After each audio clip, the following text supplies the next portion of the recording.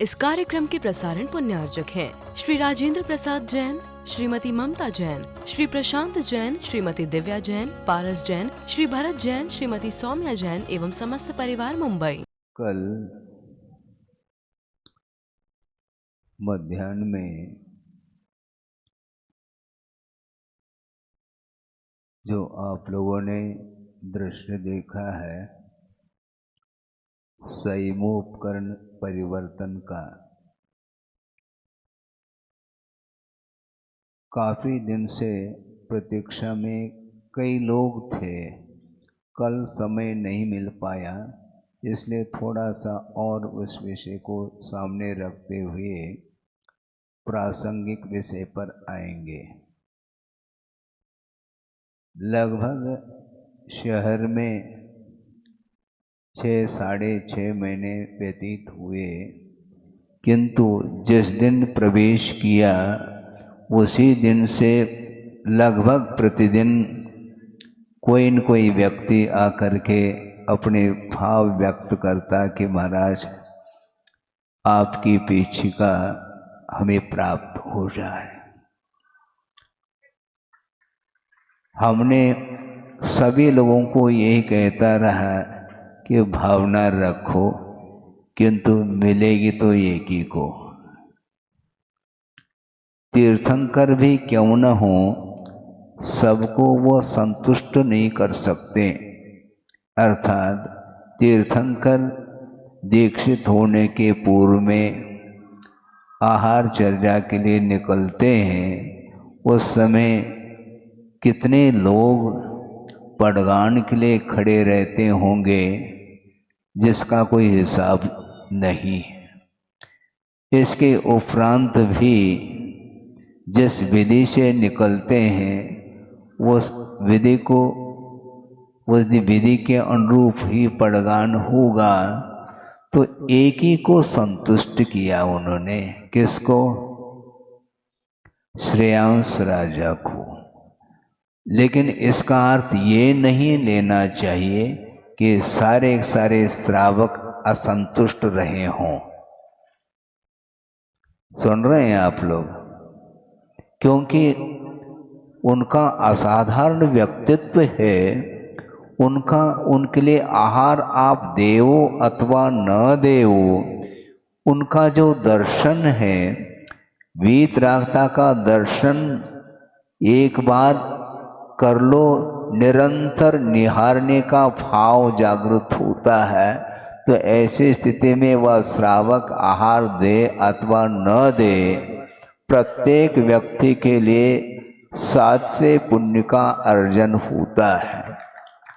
उसी प्रकार मैं यह मानता हूँ कि जितने लोगों ने भावना रखी, कोई नहीं भी रखी हो तो भी उनके भीतर तो वो भावना रहती है कि संयमोपकरण मेरे लिए प्राप्त हो।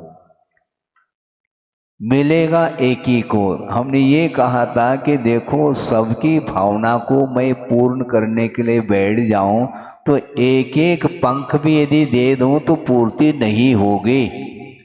तो ऐसी स्थिति में किसकी भावना को मैं पूर्ण कर सकता हूं? भावना जो पूर्ण होती है वह भावों से होती है। और कल जिन्हें पुरानी पीछिका प्राप्त हुई और नई पीछिका प्रदान करने वाले कौन थे? वो है, नाम क्या उनका? मिंको तो बोलते हैं शैलेश। हाँ, उनको हमने बुलाया कि देखो, तुम्हारी भावना तो अभी भी है, आगे भी रह सकती है, किंतु अभी वर्तमान में यह संयोजना बन रही है कि नई पीछिका प्रदान करने में हमने सोचा है। ऐसा उनके सामने कहा तो उनके आंखों में आंसू भर आए। सोचो, विचार करो, आंसू धार लगी है। इसके उपरांत भी उनको हमने कहा कि इस प्रकार भावुक होने की आवश्यकता नहीं, ये समर्पण का प्रतीक है। 6-6.5 महीने तक उन्होंने जो पुण्य का अर्जन किया है वह कहीं जाएगा नहीं, ये ध्यान रखो।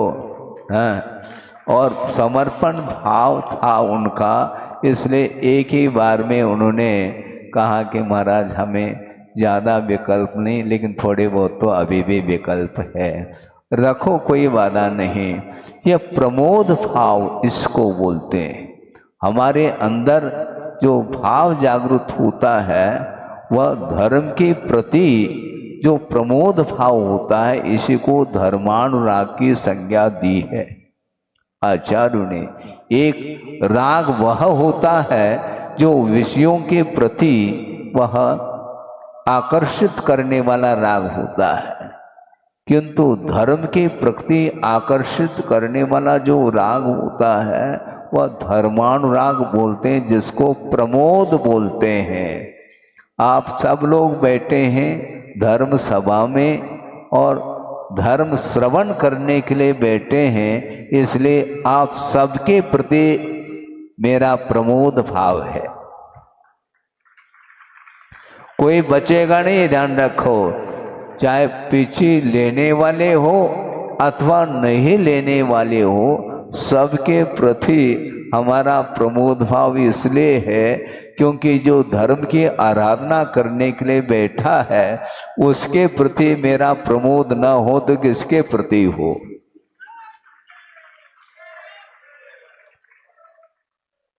इसी को बोलते हैं प्रोत्साहित करना, इसी को मोटिवेट बोलते हैं। और कुछ नहीं होता, कोई वेट नहीं होता उसका, मोटिवेट का कोई वेट नहीं होता, ध्यान रखो, वो वेटलेस है। हाँ, उसका क्या वेट है? चाहे वह छोटा बालक हो, चाहे वह जवान हो, चाहे वृद्ध हो, सबके मन में धर्म के प्रति जो श्रद्धा, आस्था और समर्पण का भाव लेकर के बैठा है तो न धर्मो धार्मिकैर्विना।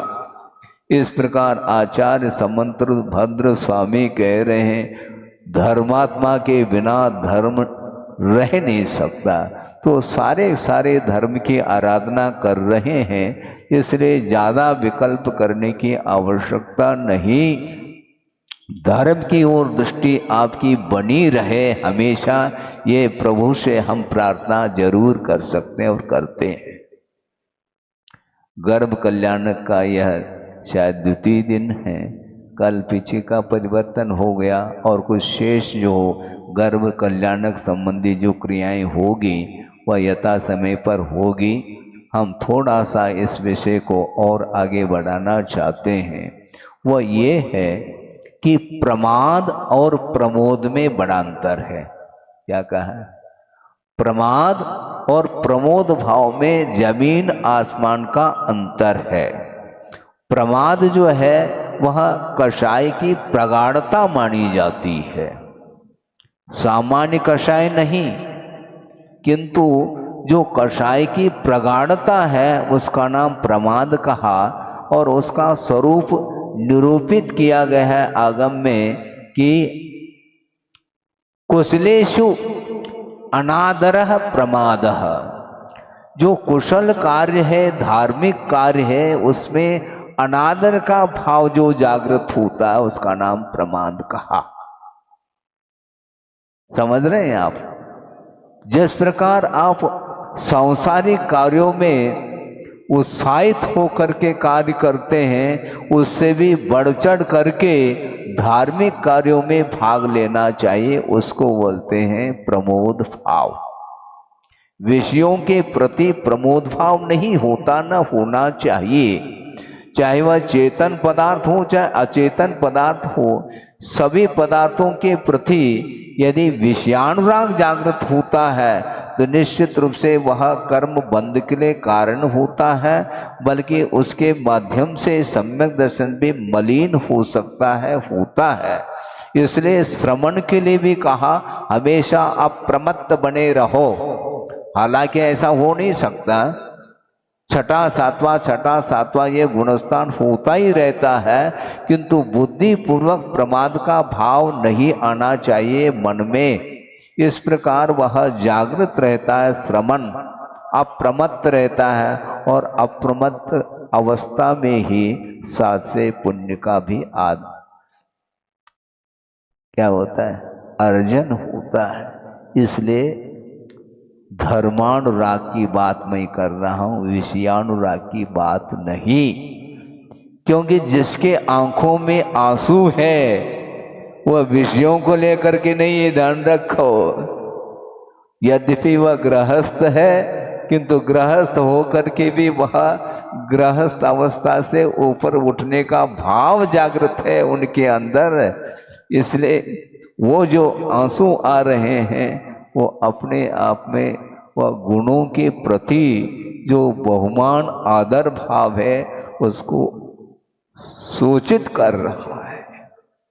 इसलिए वस्तुतः धर्म की जो प्रभावना होती है वह कैसे होती है, किस ढंग से वह प्रभावना होती है, इस प्रसंग में भी आचार्य अमरचंद सूरी हुए हैं, उन्होंने प्रसंग रखा है। आचार्य कुंद कुंद की जो कृति है, जो अध्यात्म परक कृति, समय सार, प्रवचन सार, पंचायतिकाएं आदि ग्रंथ हैं, जो कि अध्यात्म तक ले जाने वाली वह कृति मानी जाती है। और उनकी टीका लिखने वाले आचार्य अमरचंद सूरी हुए हैं, उसके उत्तरवर्ती जयसेन स्वामी आदि भी हैं। किंतु अमरचंद सूरी ने एक स्वतंत्र ग्रंथ की रचना की है। टीकाएं तो उन्होंने लिखी हैं कुंद कुंद के साहित्य के ऊपर, किंतु एक कृति उनकी स्वतंत्र कृति वह है जो पुरुषार्थ सिद्धि उपाय, उसमें उन्होंने प्रसंग दिया है प्रभावना अंग के विषय को लेकर के। आत्मा प्रभावनीय, आत्मा प्रभावनीयो रत्नत्रय तेजसा सततमेव दान तपो जन पूजा विद्यातिशयश्च जन धर्म। आत्मा को भी आत्मा की भी प्रभावना होती है। प्रभावना के योग्य आत्म तत्व है, और आत्मा की प्रभावना जो होती है वह रत्नत्रय की आराधना के माध्यम से, रत्नत्रय तेजसा, रत्नत्रय की जो उसको क्या बोलते हैं, तेज रत्नत्रय, यानी निर्दोष वृद्धिंगत जो रत्नत्रय होता है उसके माध्यम से आत्मा की प्रभावना होती है। आप स्वयं की प्रभावना करना चाहो तो यहाँ पर तकत खाली है, ये ध्यान रखना है। आत्मा की प्रभावना करना चाहें तो तकत 2, 4, 8 और रखे जा सकते हैं। रत्नत्रय तेजसा ऐसा कहा, रत्नत्रय रूपी वह प्रकाश के माध्यम से आत्मा की प्रभावना होती है। और ये यदि मान लो जिसके जीवन में संभव नहीं अथवा कठिनाई जा रही है तो कोई बाधा नहीं, दान तपो जन पूजा विद्यातिशयैष जिन धर्म प्रभावनीय। जिनेन्द्र भगवान का जो धर्म है वह कैसा है, दान तप और जिनेन्द्र भगवान की पूजा, इस रूप जो है जिनेन्द्र भगवान का धर्म है।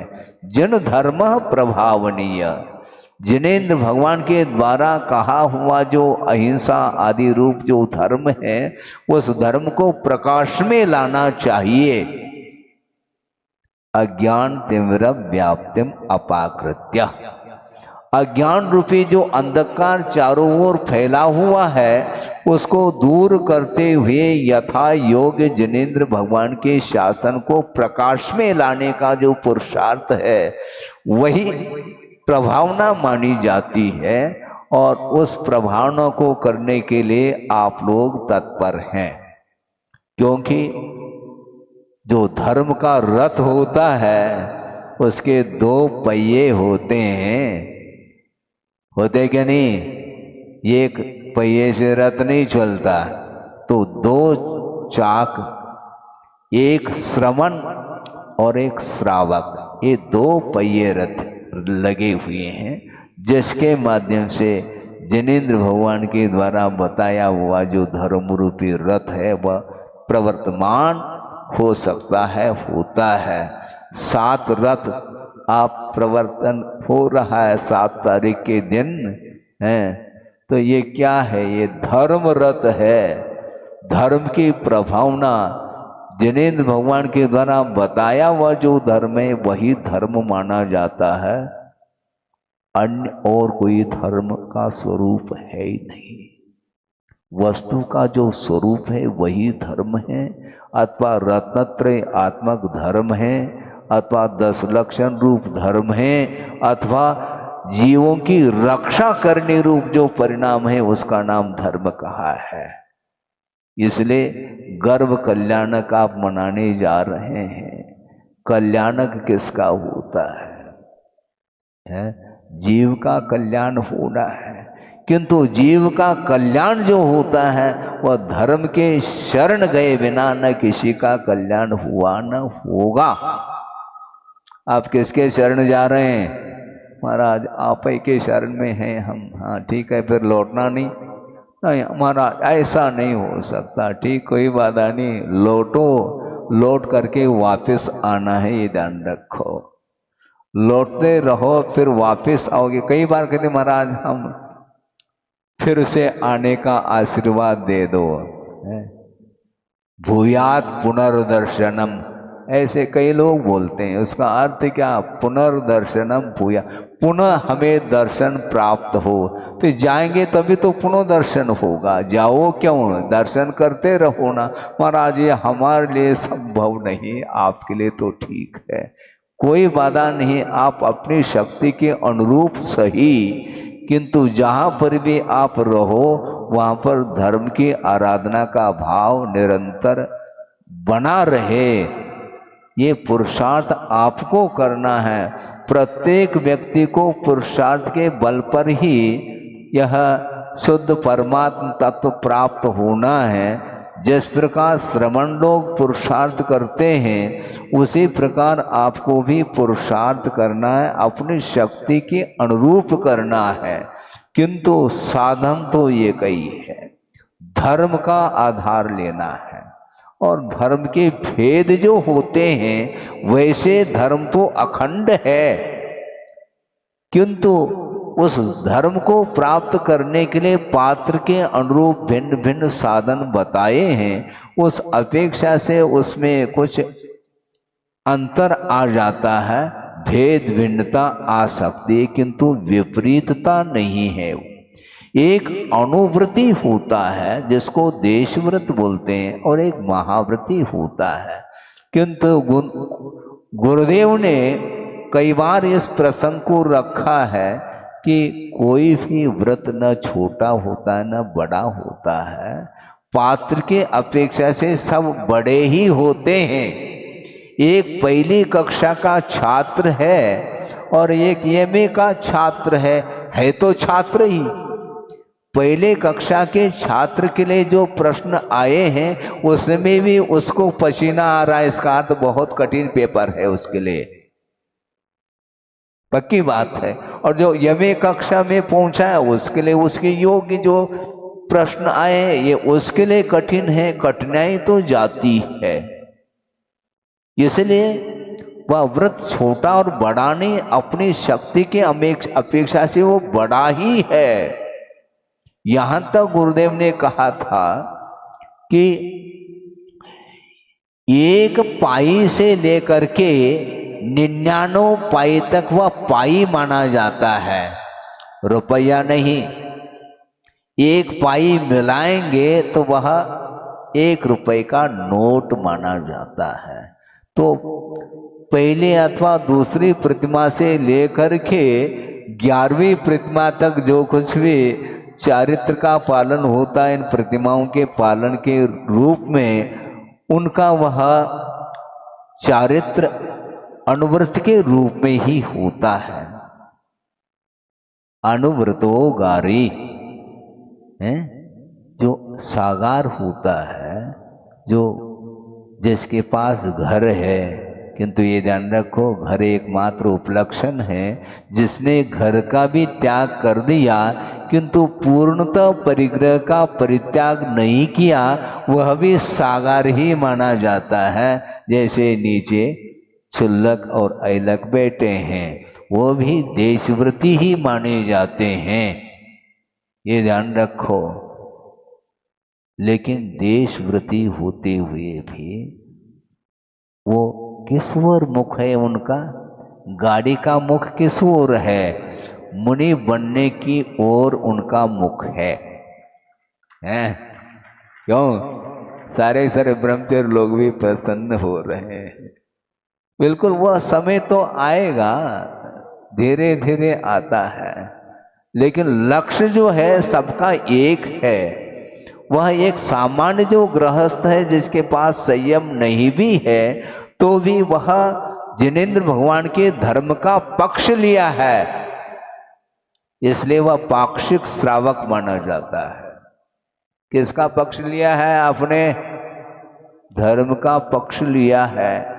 वह देवगण भी धर्म की आराधना करने के लिए ही उपस्थित होते हैं प्रभु के चरणों में, और किसी के चरणों में नहीं जाते। हालांकि विषयों की ओर उनकी दृष्टि समाप्त हुई नहीं, इसके बावजूद भी धर्म को भूलते नहीं। चक्रवर्ती भी क्यों न हो, वो जब प्रभु के चरणों में आ जाता है तो एक सामान्य श्रावक बन करके आ रहा है। उस समय यदि मान लो कोई भी व्यक्ति उस चक्रवर्ती के लिए प्रणाम करता है, तो चक्रवर्ती क्या बोलते हैं? नहीं, ऐसे प्रणाम नहीं करते हैं, ध्यान रखो। क्यों? मैं प्रभु के चरणों में बैठा हूं। जो प्रभु के चरणों में बैठा है उसमें अंतर क्या है? श्रावक की अपेक्षा, मुनि की अपेक्षा से भले ही अंतर हो, ये बात अलग है, किंतु जितने भी जो उसको क्या बोलते हैं 12 सभाएं हैं, उसमें एक मनुष्य के लिए है, तो मनुष्य एक सामान्य हो अथवा कोई विशेष हो, वो गुरु के चरणों में कोई भी वीआईपी नहीं, ये ध्यान रखो। आप बाहर रहो वीआईपी है, बाहर रह सकते हैं। चक्रवर्ती वह षटखंड अधिपति है, किंतु समोर शरण में अधिपति नहीं है, ध्यान रखो। फिर कैसे है महाराज? वो भी पुण्य का अर्जन कर रहा है, वो भी प्रभु की आराधना करने में लीन है। प्रभु ही हमारे लिए सर्वस्व है, प्रभु से बढ़कर के और कोई भी प्रभु विभु नहीं हो सकता। इसलिए उनके चरणों में जो आया है वह धर्मात्मा है, और उनके चरणों से जो वंचित है, चरण का अर्थ क्या लेना है महाराज? वो समोचरण में जो नए आए वो भी है, ये ध्यान रखो। वहां पर प्रवेश नहीं किया ये अलग विषय है, किंतु समोर शरण को याद तो कर रहा है। समोर शरण के बाहर रह करके भी प्रभु की आराधना करने वाले रहते हैं क्या? नहीं रहते? रहते हैं। तो आप कहीं भी रहो, किंतु प्रभु को भूलना नहीं चाहिए। गुणों के प्रति प्रमोद भाव होता है और विषयों के प्रति प्रमोद नहीं होता, किंतु प्रमाद होता है। क्योंकि विषयों का जो ग्रहण करने का भाव है वही प्रमाद है। प्रमाद के कितने भेद हैं? 15 भेद हैं। पहले तो 4 विकताएं हैं, स्त्री कथा, भोजन कथा, राज कथा और चोर कथा। ये 4 कथाएं ये विकता मानी जाती हैं, सतकथा नहीं। ये प्रमाद के अंतर्गत लिया है। महाराज हमारा मन नहीं लगता है, सतकथा में तो तुम्हारा मन थोड़ी लग रहा है, उसमें लगना चाहिए। विकताओं में तो रात दिन वह कथा कर रहा है वह कथा ठीक नहीं, वह सांसारिक कथा है। वर्तमान योग कम से कम स्वाध्याय किया करो, सतकथाएं मिलेंगी उसमें, उसमें विकता नहीं मिलती। भले ही युद्ध छुड़ जाए उसमें भी अलग विषय है, किंतु विकता के अंतर्गत नहीं, किंतु सतकथा की ओर दृष्टि रहती है, रहना चाहिए। ये 4 विकताएं हैं और 5 इंद्रिय के विषय। ये क्या है? प्रमाद है। यानी विषयों का ग्रहण जिस समय होता है वह प्रमाद में आ जाता है। प्रमाद की भूमिका के बिना विषयों का ग्रहण संभव नहीं। इसलिए विषयों के ग्रहण के समय पर प्रमोद भाव नहीं हो सकता, क्योंकि धर्म साइड में रहता है। उसके बिना नहीं होता। भोजन करते हुए भी पूजन कर रहे हैं क्या आप? बोलो। भोजन करते समय भोजन, पूजन करते समय पूजन। लेकिन भोजन करते समय कम से कम विवेक तो रखो। भोजन करो, कोई बाधा नहीं है, भोजन करो, किंतु विवेक होना चाहिए भक्ष और अभक्ष का। नहीं है तो बहुत ही फिर अनर्थ घटित होगा, क्योंकि वह सम्यक दर्शन से धीरे धीरे वह खिसक जाएगा। जैसे धीरे धीरे प्रवचन होते ही खिसकते चले जाएंगे बाहर, उसी प्रकार यदि विवेक यदि अभाव को प्राप्त हो जाएगा तो वह जो सम्यक दर्शन रूपी जो गुण है वह गुण ही खिसक सकता है। ये ध्यान रखो, सुरक्षित रखो। इसलिए अनुवृत्त का जो दायरा है वह बहुत विस्तृत है। इसलिए कोई छोटा और बड़ा नहीं। एक प्रासंगिक विषय को कई बार रखा होगा, किंतु यहाँ पर पुनः जन समूह ज़्यादा है और नए नए पात्र भी बने हैं और उनके लिए यह प्रसंग रखा जा रहा है। गुरुदेव ने इस प्रसंग को रखा होगा या नहीं रखा होगा ये अलग विषय है, किंतु उनके जीवन में ये घटित हुआ है और उन्होंने ही इस विषय को स्पष्ट किया है। आहारचर्या का समय हुआ है और आचार्य महाराज संग सहित आहार के लिए निकल रहे हैं और पड़गान कर लिया। पड़गान करके ले गए। पूजन अर्चन आदि जो कुछ भी नवदा भक्ति वो कर ली। उसके बाद उपरांत गुरुदेव खड़े हो गए। आहार प्रारंभ हुआ और आहार देखने के लिए कई लोग सामने खड़े हैं। उसमें 2 सज्जन जो 16 पहन करके खड़े हैं, हाथ जोड़ करके, भगवान हमारे लिए भी एंट्री प्रवेश मिल जाए। बहुत दिन की मेरी भावना रही है। आहार देने का भाव अंदर से मैं अपने आप को संभाल नहीं पा रहा हूँ, इसलिए देने की भावना मेरी है। इसलिए हमारे हाथ से भी एक आध ग्रास लिया जाए तो ज़्यादा अच्छा है। गुरुदेव तो मौन है। उन्होंने शुद्धि बोली और शुद्धि बोल करके एक और निवेदन किया कि महाराज आहार देने की तो उत्कंठा है, लेकिन ये है कि मैं रात्रि भोजन का त्याग नहीं कर सकता। अब क्या किया जाए? भारी समस्या खड़ी हो गई। तो गुरुदेव ने सामान्य रूप से उनकी ओर देखा तो मुस्कान स्वाभाविक है और मुस्कान के माध्यम से ही उनको एंट्री मिल जाती है। और गुरुदेव ने आहार ले भी लिया। महाराज कैसे ले लिया आप पूछ सकते हैं, बाद में खुलेगा ये। उन्होंने 1-2 ग्रास ले लिए। 2 थे पति पत्नी और ले लिया उन्होंने। क्यों लिया होगा यह स्पष्ट हो जाएगा, क्योंकि वह पात्र कुछ अलग ही ढंग का था।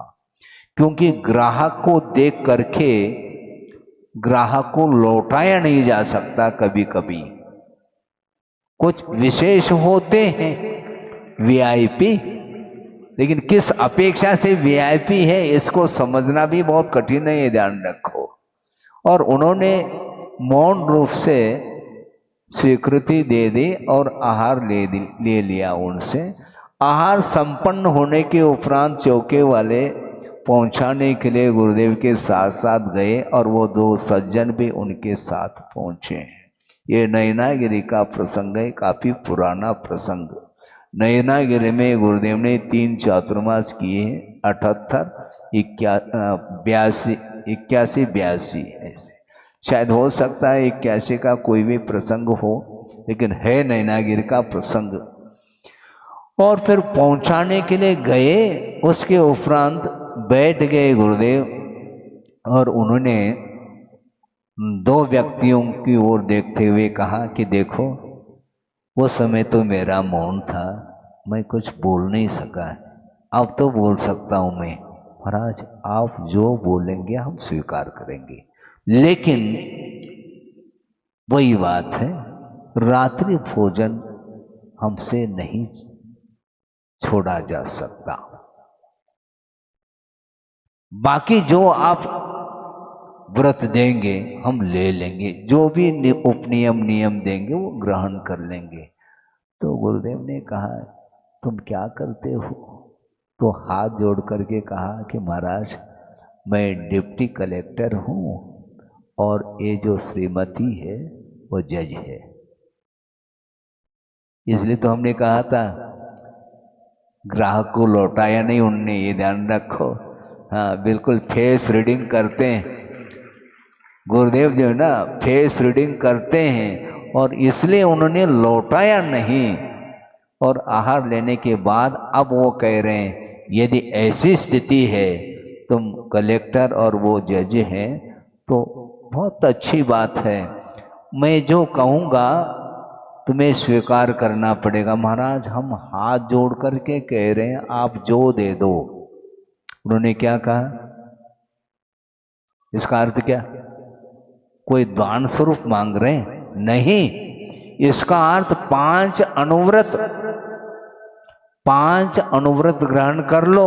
महाराज ये तो उससे भी, हाँ रात्रि भोजन फिर भी कुछ दिन के लिए छोड़ पाएंगे, लेकिन ये तो और कठिन पेपर है। कठिन नहीं है, ध्यान रखो। कैसे महाराज आप समझाओ, फिर हम समझा रहा हूं मैं। उन्होंने ये कहा कि आप दोनों गवर्नमेंट सर्वेंट, ठीक है, सर्विस करते हैं, और आप कलेक्टर या डिप्टी कलेक्टर और वो जज है। जो भी गवर्नमेंट के तरफ से, उसकी क्योंकि सरकारी नौकरी है, जो आपको वेतन मिल रहा है उससे 1 पाई मैं नहीं लेऊंगा। महाराज ये तो बन जाएगा तो हमारा काम बन गया। 5 अनुव्रत इसमें पल सकते हैं, ध्यान रखो, क्योंकि आपने रिश्वत का त्याग किया है ना। रिश्वत बोलते हैं, बिल्कुल है, रिश्वत बोलते हैं। तो रिश्वत का त्याग कर लिया, इससे स्पष्ट है जो वेतन मिल रहा है वह परिग्रह का परिमाण हो गया, 1 अनुव्रत आ गया। अब परिग्रह परिमाण आ गया तो सारे अनुव्रत पलेंगे उसमें, क्योंकि तत्संबंधी कोई भी अब असत्य नहीं बोलेंगे, खत्म। सत्यव्रत आ गया तो चोरी का भाव भी नहीं आएगा, क्योंकि अतिरिक्त हमें कमाना ही नहीं है जिसमें चोरी का भाव आ जाए या असत्य का आश्रय लेना पड़े। दोनों समाप्त हो गए, और उस संबंधी जो हिंसा होती थी वह भी नहीं होगी, और आप दोनों स्वदार संतोष हैं। तो इस प्रकार 5 व्रत आपके पल जाएंगे, हमारा आशीर्वाद, ऐसा कहा। सोचो विचार करो, इससे स्पष्ट है कोई भी व्रत छोटा और बड़ा नहीं होता, और एक बार अनुव्रत को अंगीकार करता है निश्चित रूप से उसका मुख महाव्रत की ओर है। अनुव्रत का अर्थ क्या होता है? अनुचर, अर्थात पीछे पीछे जो चलता है, महाव्रती के जो पीछे पीछे चलता है उसका नाम अनुव्रती है, अनुचर माना जाता है। तो इस प्रकार ये धर्म के प्रति जो लगाव है, समर्पण है, यही प्रमोद भाव माना जाता है। गुणशु प्रमोदम। उस समय हमने देखा कि गुरुदेव की कुशलता तो देखो, लेकिन आपके लिए नहीं, ये ध्यान रखो। हम भी महाराज रात्रि भोजन नहीं करेंगे तो हम आप आहार ले क्या? नहीं लेंगे, ध्यान रखो। क्योंकि उनकी एक परिस्थिति थी, परिस्थिति के अनुरूप जो है ना व्यवस्था बनती है, और उस परिस्थिति के कारण उसको धर्म से वंचित नहीं रखा जा सकता, न रखना चाहिए। इस प्रकार विशाल दृष्टिकोण वाले गुरुदेव, उन्होंने इस प्रकार मार्ग प्रशस्त करते गए हैं। इसलिए गुणों के प्रति अनुराग उनका हमेशा बना रहता है। इसी प्रकार शुरुआत में ही हमने कहा, भले ही शैलेश जी को पुरानी पीछी नहीं मिली, किंतु जो पुरानी पीछी जिसको मिली है उससे भी ज्यादा प्रमोद भाव इनके प्रति है, ध्यान रखो। हाँ, इसको बोलते हैं बिल्कुल। कल समय नहीं मिल पाया, आप लोगों ने दिया ही नहीं समय, मैं क्या करूं, विलंब ज्यादा हो गया, इसलिए कल का विषय आज रखना पड़ा। इसको बोलते हैं विषयानुराग और धर्मानुराग में बहुत बड़ा अंतर है। बल्कि विषयानुराग वह पतन के लिए कारण है, और धर्मानुराग जो होता है वह उत्थान के लिए कारण होता है। इसलिए धर्म की आराधना करने के लिए आप लोग बैठे हैं, और मैं भी आराधक हूँ और आप भी आराधक हैं, ये ध्यान रखो। आराधक की अपेक्षा से कोई अंतर नहीं, हमारी विवक्षा है, ये वक्ता की यही विवक्षा होती है। आराधना आप भी कर रहे हैं धर्म की, और श्रमण लोग भी धर्म की ही आराधना कर रहे हैं, क्योंकि धर्म को प्राप्त करना ही एकमात्र लक्ष्य रहता है। वह अविरत सम्यक दृष्टि भी क्यों न हो, सम्यक दर्शन किसको होता है? सचे देव गुरु शास्त्र के प्रति आस्था का भाव लेकर के जो रहता है उसका नाम सम्यक है। उसके पास भले ही चारित्र न हो, किंतु सम्यक दर्शन के अनुरूप वह आचरण बनाए रखता है। और इसी के लिए कुंद कुंद देव ने अष्टपौन में सम्यक्ताचरण चारित्र की संज्ञा दी है। वह अनुव्रत भी नहीं है, मान लो जिसने अनुव्रत को भी अंगीकार नहीं किया है, असंयमी है, किंतु सम्यक दर्शन यदि साथ में रखता है तो उसके पास विवेक रहता है, क्या करने योग्य है और क्या नहीं करने योग्य है, इसका ध्यान उसे भी रहता है। बिल्कुल सम्यक के अनुरूप आचरण का अर्थ यह है, 8 अंगों का वह पालन करता है, 8 मदों से रहित होकर के, 3 मूर्ताओं से रहित होकर के, और 8 अंगों के पालन के साथ जो श्रद्धान की परिणति बनती है उसी का नाम सम्यक्ताचरण चारित्र कहा है। 2-3 मिनट के भीतर ही इस विषय को पूर्ण कर लूं। एक छोटा सा प्रसंग वह भी आपके सामने रखता हूं, रखा पहले भी होगा, किंतु यहाँ पर बहुत प्रासंगिक और उपयुक्त वह प्रसंग है कि आचार्य ज्ञान सागर जी महाराज बैठे हैं, तत्व चर्चा चल रही है, और गुरुदेव भी बगल में बैठे हैं, और गुरुदेव ने ही इस प्रसंग को सुनाया था। हाँ, हमें कोई नए प्रसंग मिलते ही नहीं, सब गुरुदेव के द्वारा ही सब कलेक्ट करते चले जाते हैं, और समय पर आप लोगों के पुण्य के उदय में वह प्रसंग ध्यान में आ जाता है। और वही प्रसंग ये है, एक विद्वान के मन में ये जिज्ञासा उठी, और वो जिज्ञासा रख रहे हैं आचार्य ज्ञान सागर जी महाराज के चरणों में कि महाराज कि अविरत सम्यक दृष्टि जिसने एक भी अनुव्रत को अंगीकार नहीं किया है उसकी बात की जा रही है। क्या बोलना है बोलो, आपकी क्या धारणा है महाराज किस विषय में? अविरत सम्यक दृष्टि मद्य मधु मांस का सेवन करता है या क्या नहीं? सुन रहे हैं आप? सुन रहे? अविरत सम्यक दृष्टि का अर्थ क्या?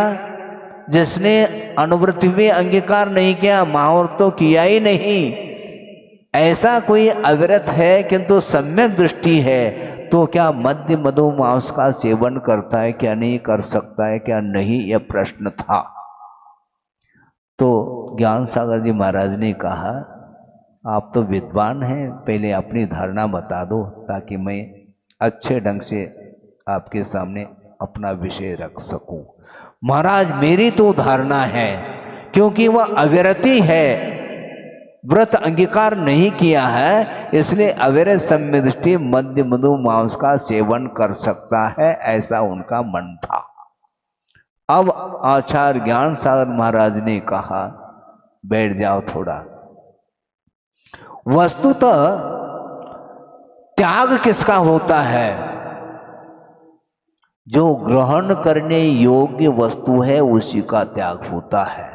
जो ग्रहण करने योग्य वस्तु नहीं है तो उसका क्या त्याग करने की बात करते हैं? वह वैसे ही लिया नहीं जाएगा क्योंकि वह अनुपसेव्य है। जो सेवन करने योग्य नहीं है तो वह सेवन किया जाएगा क्या? उसका भी त्याग होता है क्या? त्याग नहीं होता, किंतु जो ग्रहण कर रहा है उसको छुड़ाया जाता है, क्योंकि वह उन्मार्ग पर जा रहा है, उसको सन्मार्ग पर लाया जाएगा। तुम उन्मार्ग पर चल रहे हो कि सन्मार्ग पर? बताओ। महाराज हम तो सन्मार्ग पर ही चल रहे हैं। तो सन्मार्ग पर चलने वाला इस प्रकार कैसा भाव रख सकता है?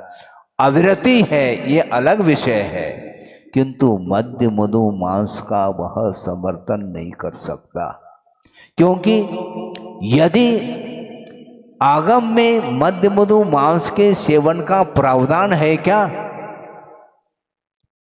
यदि प्रावधान है ऐसा वह कहता है तो वह श्रुत का अवर्णवाद कर रहा है, ये ध्यान रखो।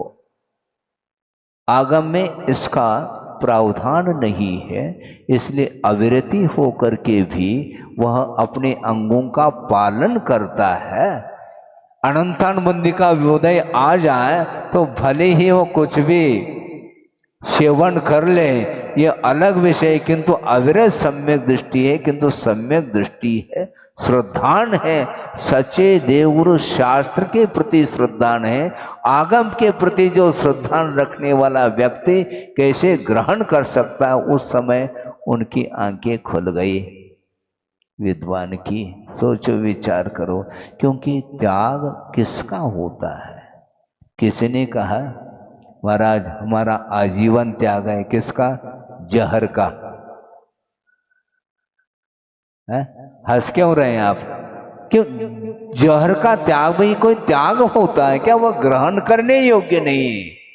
जो ग्रहण करने योग्य पंचेंद्रिय के विषय हैं उसमें त्याग की जो बात आती है तो वह अनुवृत्ति के लिए लागू हो जाता है, किंतु उसका उसने त्याग नहीं किया है, किंतु सम्यक दर्शन को लेकर के बैठा है, तो वह कैसे मद्य मधु और मांस का सेवन कर सकता? संभव नहीं।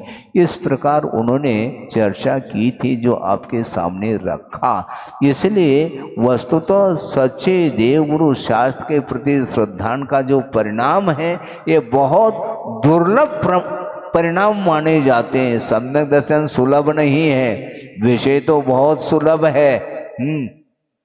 पंचेंद्र के विषय अनंत बार मिले हैं, मिलते चले जाएंगे, किंतु सम्यक दर्शन को प्राप्त करना खेल नहीं है। और मान लो प्राप्त सम्यक दर्शन, उसको भी सुरक्षित रखने की बात है। इसलिए प्रमाद छोड़ करके प्रमोद भाव रखो, यह हम शुरू से कह रहे हैं। इसलिए प्रमाद में और प्रमोद में बड़ा अंतर है। विषयों के प्रति जो अनुराग होता है वह प्रमाद के बिना नहीं होता, और जो धर्मानुराग होता है उसी का नाम प्रमोद भाव माना जाता है। इसलिए 4 प्रकार के जो भाव है उसमें प्रमोद भाव को रखा है। प्राणी मात्र के प्रति मैत्री भाव रखना और दुखी जीवों के प्रति कारुण्य भाव रखना और जो गुणी हैं उनके प्रति प्रमोद भाव रखना और जो उन्मार्गी है विपरीत वृत्ति वाला है उसके प्रति माध्यस्थ भाव रखना, उसका कभी भी मन वचन काय के माध्यम से समर्थन नहीं करना, ये ध्यान रखो। धर्म का समर्थन करो, गुणों का समर्थन करो, दोषों का नहीं। पाप का समर्थन नहीं करना, उन्माद का समर्थन नहीं करना। इसको ध्यान में रख करके चलेंगे तो निश्चित रूप से धर्म की प्रभावना होगी।